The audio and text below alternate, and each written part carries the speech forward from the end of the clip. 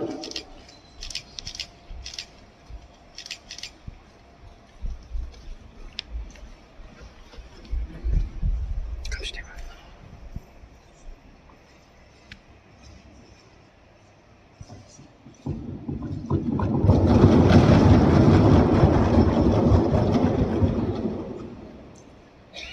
let proposed by Sri Prasanna Maharaj and seconded by Sri E.T. Kundar.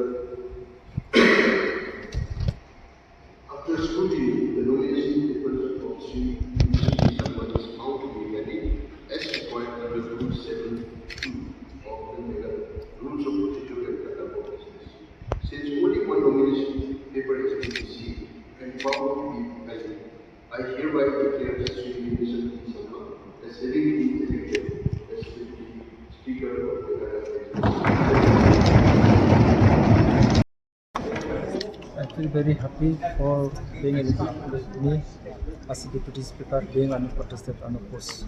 So I'm very much happy and I'm thankful to everybody, to our party bosses and to other parties for being elected me unopposed.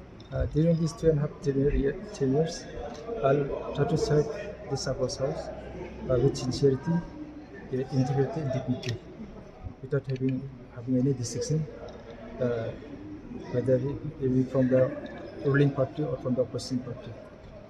Given an equal opportunity to raise their voices for the benefit of the people, for all people.